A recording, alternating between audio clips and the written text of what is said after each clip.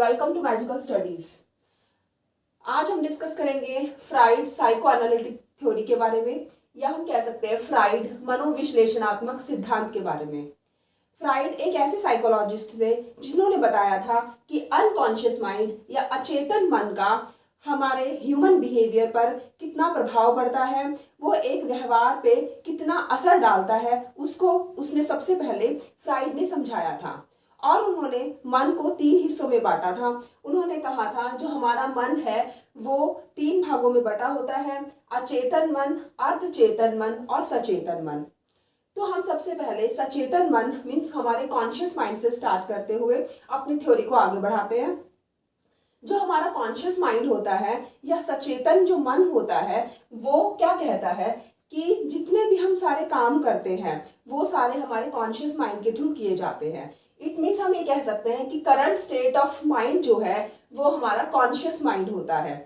अब ये current state of mind में क्या क्या चीजें हो सकती हैं, जैसे कोई किसी ने हमें कुछ बात कही तो वो सारी बातें हमें सचेतन मन मीन्स कॉन्शियस माइंड से सुनी जाती है और वो धीरे धीरे हमारे प्री कॉन्शियस माइंड में चली जाती हैं। तो इस तरह से ये दोनों माइंड आपस में रिलेटेड होते हैं। या हम कह सकते हैं जब हम एक गाड़ी चलाना सीख रहे होते हैं तब उसमें हम जितने भी चीजें सीखी जाती हैं वो हम बहुत कॉन्शियस होके सीखते हैं, जैसे कब हमें ब्रेक दबानी है, कब हमें स्टीयरिंग घुमाना है या कब हमें क्लच दबाना है। तो ये सारी चीजें जो हैं हम कॉन्शियस माइंड से सीख रहे होते हैं। बट थोड़े दिनों बाद जब हमें गाड़ी चलानी इजीली आ जाती है उसके बाद वो सारी चीजें हमारी प्री कॉन्शियस माइंड में चली जाती हैं। अब ये जो प्री कॉन्शियस माइंड है उसको इसमें सारी चीजें फीड हो चुकी हैं, ये हैबिट फॉर्मेशन का भी काम करता है। और अब जब हमें गाड़ी चलाने आसानी से आ गई है, अब हमें कुछ सोचने की जरूरत नहीं पड़ती कि हमें कब ब्रेक दबाना है, कब स्टीयरिंग घुमाना है, या किसी चीज को सोचने की जरूरत नहीं पड़ती। सारी चीजें अंदर फीड होती हैं और हम इजीली बिना सोचे समझे ऑटोमेटिकली गाड़ी अपने आप चलने लगती है। तो इस तरह से कॉन्शियस माइंड और प्री कॉन्शियस माइंड मीन सचेतन मन बात सुनता है और उसके बाद अर्धचेतन मन में ये सारी बातें फीड होती चली जाती हैं, अपने आप चली जाती हैं। अब हम बात करते हैं अनकॉन्शियस माइंड की। जो ये अनकॉन्शियस माइंड है वो रिजर्वायर ऑफ फीलिंग्स का और थॉट्स का। ये हम ये कह सकते हैं कि जो अर्धचेतन मन, ये अचेतन मन जो है हमारा, वो उसमें दबी हुई इच्छाएं हमारी होती हैं और वो सारी मेमोरीज होती हैं जो हमें पता भी नहीं होता कि कितनी सारी चीजें हमारी, कितनी सारी इच्छाएं जो होती हैं वो हमारी अर्धचेतन मन के अंदर, अचेतन मन के अंदर होती हैं।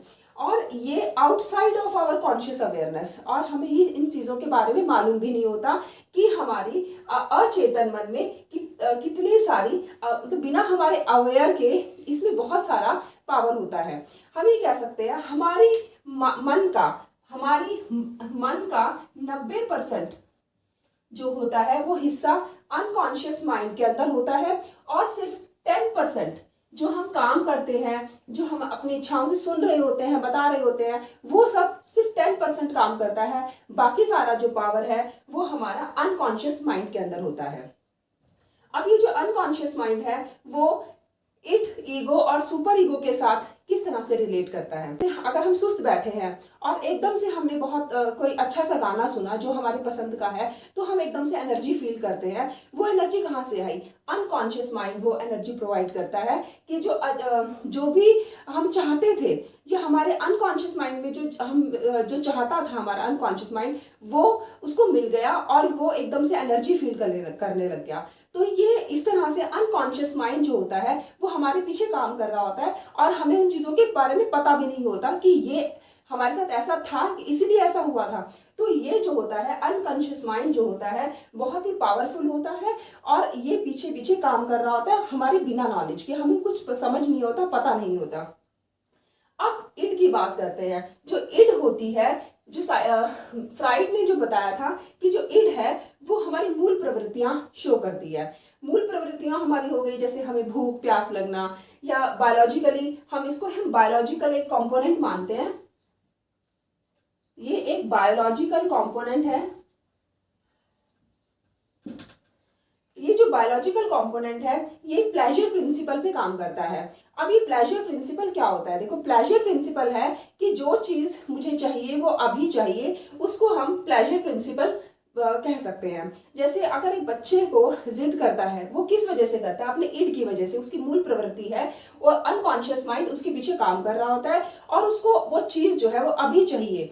तो इसका मतलब इमीडिएटली कोई भी चीज उसको फुलफिल करनी है। किसी का मीठा खाने का मन कर रहा है तो वो चीज उसको अभी चाहिए, मीठा उसको अभी चाहिए। इट मीन्स वो जो मूल प्रवृत्ति जो है वो उसके पीछे काम कर रही होती है, उसकी कुछ इच्छाएं होती हैं, उसको वो करने का मन कर रहा होता है। तो इस तरह से जो इड होती है वो हमारे पीछे काम कर रही होती है और इसको हम जो कहते हैं एक डेविल की तरह मानते हैं। ये एक डेविल होता है हमारे अंदर।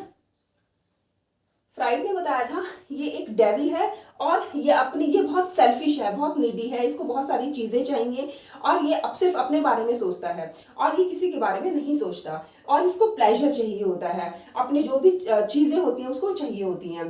तो इस तरह से हम ये कह सकते हैं कि सबसे पहले एक बच्चे के अंदर, जब बच्चा पैदा होता है तो सबसे पहले उसके अंदर इट जो है वो डेवलप हो जाती है। उसके बाद ईगो डेवलप होती है। अब ईगो जो है, अब जो एक फ्राइड की एक बेटी थी, उनका नाम था एना फ्रॉइड। एना फ्रॉइड जो थी, उन्होंने बताया था कि 1.5 साल के आसपास बच्चे के अंदर ईगो भी डेवलप हो जाती है। अब ये ईगो कैसे डेवलप हो जाती है?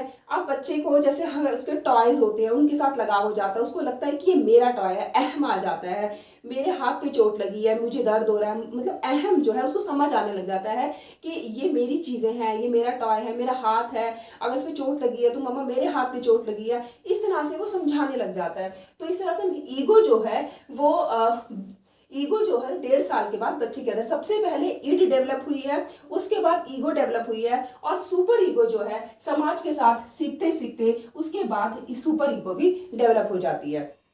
अब ये जो सुपर ईगो है वो सोशली एक्सेप्टेबल चीजों को ही एक्सेप्ट करती है। वो एक तरह से हमारे माइंड के अंदर एक एंजल होता है, एक एंजल की तरह काम करता है। ये जो सुपर ईगो होती है वो एक एंजल होती है जो सिर्फ अच्छी चीजों के बारे में ही सोचती है या अच्छी चीजें ही करना चाहती है। जैसे हमने कोहलबर्ग की थ्योरी में भी देखा था कि जो हमारी जो थर्ड स्टेज थी जिसमें बच्चा समाज के हिसाब से काम कर रहा था या समाज से ऊपर उठ के बात कर रहा था, तो एक फरिश्तों की तरह जो बात करता है, तो उस तरह की जो एक ईगो डेवलप हो जाती है वो सुपर ईगो होती है और वो सोशली वो सिर्फ वही काम करती है। ये सुपर ईगो सिर्फ वही काम करना चाहती है जो कि सोशली एक्सेप्टेबल चीजें होती हैं।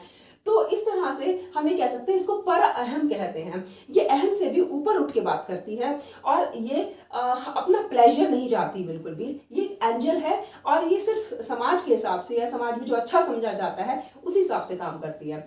जैसे हम एक एग्जाम्पल समझते हैं कि एक बच्चा है, उसको कहा गया, उसके अंदर ये तीनों चीजें डेवलप हो चुकी है। अब उसको कहा गया कि बच्चा आपको थोड़ी देर पढ़ना है।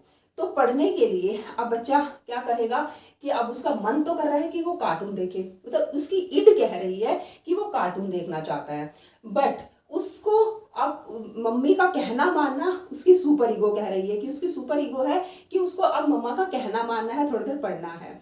बट उसकी ईगो जो है इन दोनों चीजों को बैलेंस कर देगी। मतलब ना तो अब वो ये नहीं होगा कि वो पूरा टाइम पढ़ता ही रहेगा और ना ये कहना चाहेगा कि वो सिर्फ कार्टून देखे।